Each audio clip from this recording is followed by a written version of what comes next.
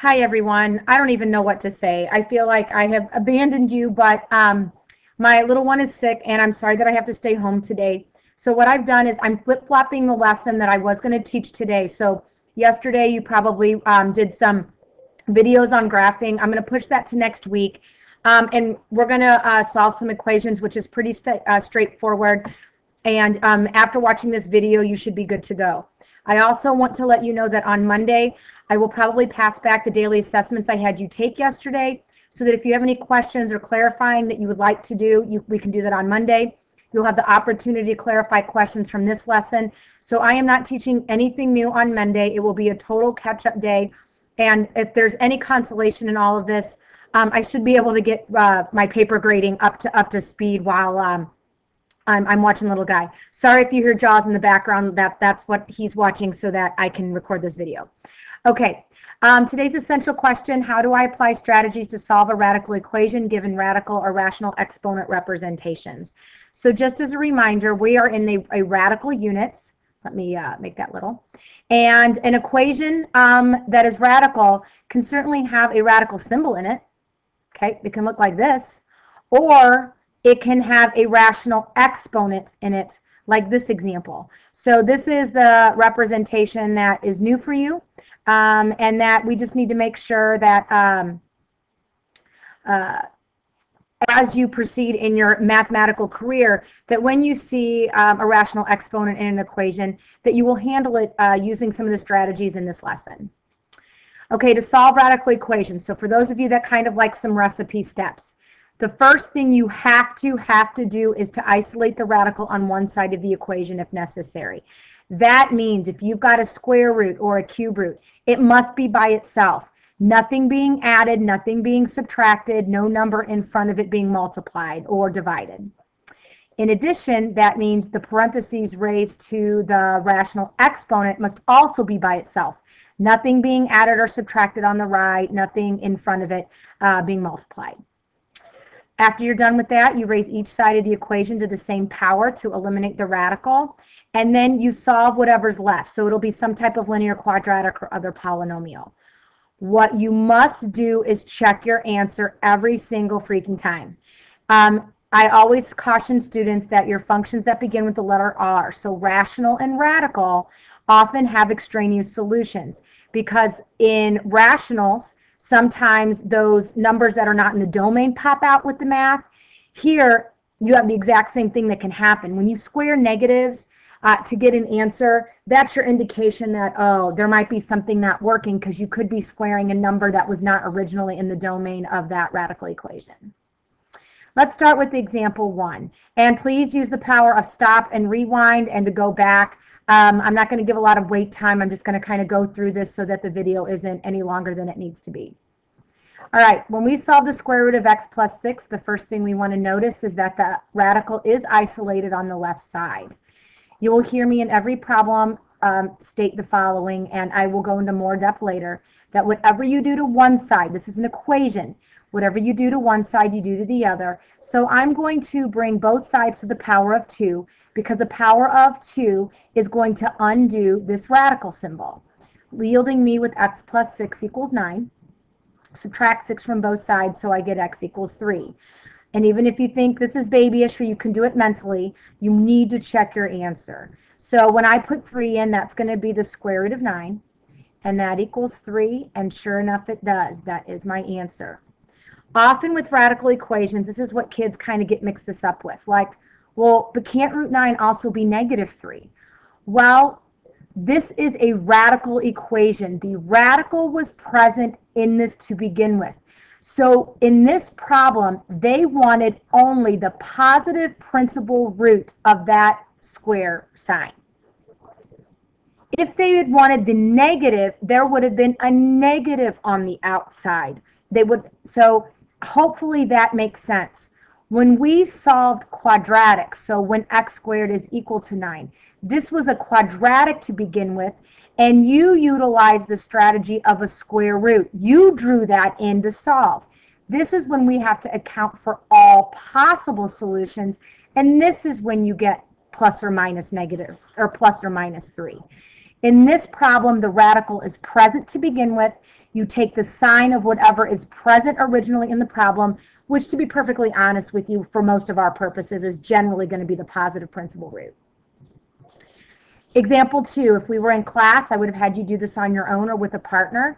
I'll go through it quickly. Your hint in this problem is don't forget you need to isolate that radical. We have a cube root problem, and we have to eliminate this +1 on both sides first before you can proceed with cubing both sides to undo it. So when I subtract 1 from both sides, I am left with the cube root of x minus 5 equals -2. Remember, whatever you do to one side, you can do to the other. So I'm going to cube both sides. So the cube and the cube root undo each other, yielding x minus 5 equals -8. And then x is equal to -3 when I add 5 to both sides. When I check my answer, I'm going to get the cube root of, and when I put this back in here, -8 plus 1. And that is -2 plus 1. And sure enough, that does equal -1. So my check is complete. Okay, in problem 2, here's an example, or example 2. Here's an example where you were given a rational exponent instead of a root symbol. So, I'm sorry, all these pop-ups are coming up. It is quite possible that you could rewrite this as a radical, but I think it is easier to do it without writing it as a radical. Remember, if I've got a rational exponent, then if I get this to the next counting number, in this case 1, then I no longer have a root. So remember, I have to do something to both sides. So what you're going to do is, using your laws of exponents, we're going to raise this to both sides of the reciprocal power that was on that isolated parentheses. So again, I look at 2/3, and then if I take a reciprocal, both sides, okay, what happens is using my power to a power, 2/3 times 3/2 becomes 1. So I'm left with 3x plus 4 to the first power. So I don't need parentheses. And then 16 to the 3/2 on the right side. So now I evaluate 16 to the 3/2. Remember, this is power over roots. Okay, power over roots. So I'm going to take the root first. The square root of 16 is 4. 4 to the 3rd power is 64. Sorry, my dog wants to go outside. All right, so I have 3x plus 4 is equal to 64. Then I'm going to subtract 4 on both sides to get 3x equals to 60, and divide both sides by 3 to get 20. Remember, we need to check our answer. So 3 times 20, if I put it back in here, is 60, plus 4 is 64. We need to verify that 64 to the 2/3 power is indeed 16. While remembering that it's power over roots, PR, Power Rangers, the cube root of 64 is 4, 4 squared is 16, so I do have a check. 16 is equal to 16. All right, on example 3, this is why I keep talking about and stressing that you have to do things to both sides, not individual terms. Notice that my square root is isolated. Life is good. But I need to square both sides. A common mistake students make is to square individual terms. As a reminder, x minus 2 squared, it is not x squared minus 4. That would be squaring individual terms. So to give you a concrete example, isn't it true that 3 plus 4, that is equal to 7? Okay. If you said that it is equivalent to square individual terms, you would be saying that 9 plus 16 is equal to 49. And that is not true.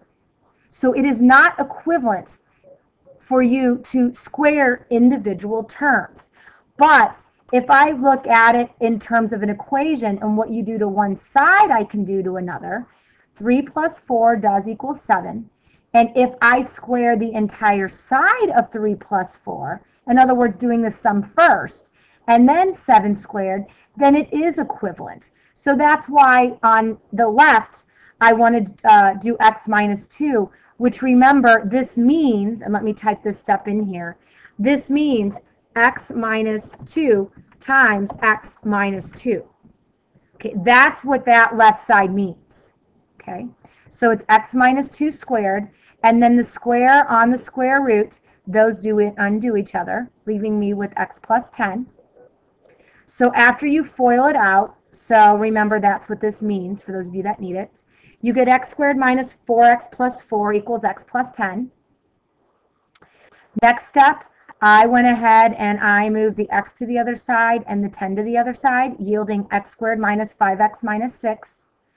The complete factorization is x minus 6 times x plus 1, yielding me as x equals negative 6. That is a typo. Hold on. It's x equals positive 6 and x equals negative 1. You need to check both answers. So here we go. Let's check x equals to 6. On the left, 6 minus 2 is 4. And on the other side, I would have the square root of 16. Voila, it checks. X minus 6 works. Now let's check x is equal to negative 1. That would yield a negative 3 on the left side equals the square root of 9. Remember, the square root of 9, the square root is already present in the problem, so it is implying that it only wants the positive principal root. This is not true. X equals negative 1 is not in the domain of the function. Okay, so if you want to think about it, if I was going to graph, now, I don't know, I'm not going to go there, but x equals negative 1 is not going to be a solution to this graph, because another way to think about it is a square root cannot equal a negative number. That's where I want to go. A square root cannot equal a negative number. So the square root of something can't equal negative 3. So x equals 6 is the only solution. X equals negative 1 would be my extraneous solution. And our last example for the day. This one's a little bit of a humdinger, is several steps. I can't isolate both square roots because you have a square root on the left with a sum. But I can square both sides. And when you square both sides, this left side is nice. The left side, the square and the square root cancel. But on the left side, it means the square root of x plus 6 plus 2 times itself, which means we have to first, outer, inner, last, or use the distributive property on the left. So let me explain how I'm getting this second step. The first step is I take the square root of x plus 6 times the square root of x plus 6. They cancel, and I get this x plus 6. Next, when I do my outer terms, this gives me 2 times the square root of x plus 6. My inner term yields the same. That yields a total of 4 times the square root of x plus 6. And last but not least, 2 times 2 gives me this 4. So where do you go from here? You have to work on getting that square root of x plus 6 by itself. We're going to have to isolate the radical and go through our steps another time. So in this next step, I combine some like terms. The x doesn't have anything to combine on the left, but I was able to combine the 6 and the 4, yielding me with x plus 10 plus 4 times radical x plus 6.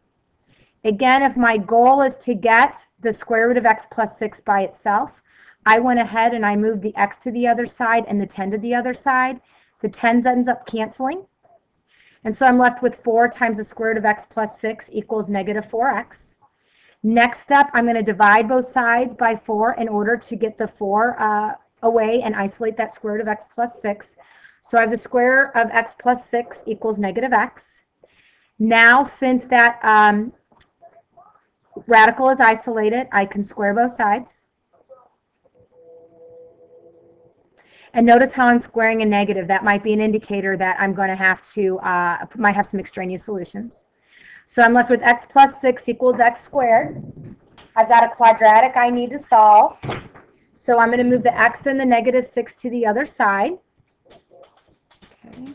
And the complete factorization is x squared is x minus 3 times x plus 2, yielding me with x equals 3 and x equals negative 2. All right, so those are our answers. Let's go back and check them. Okay, when I put in 3, I get the square root of 9 plus 2, and that's going to yield 5. And that, on the other side, I would have 10 minus 9, and that's 1. So x equals 3 is extraneous. That doesn't satisfy the equation. Don't assume just that only the negatives can be extraneous. Last, let's check negative 2. So when I put negative 2 back in, I would get the square root of 4 plus 2, and that yields 2. And that's going to equal the square root of 10 minus 6. And 10 minus 6 is 4, so this one checks. 2 equals 2. So x equals 3 is extraneous, and my only solution is x is equal to negative 2. I am not going to go over the next problems. Had we been in class, I might have you work with a partner, or you can do this on your own. But I have given you the answers if you'd like to practice, along with some hints. Feel free to use the power of pause, stop, rewind, and forward. Your assignment is a worksheet that is available on my website and from the sub. It should include a key. Reminder that on Monday, please come with your questions. We're not teaching anything new. In terms of a daily assessment, my tentative plan is to give you the daily assessment over these equations at the end of the hour on Monday. But if we are not ready, we can postpone that. I'm not worried about time.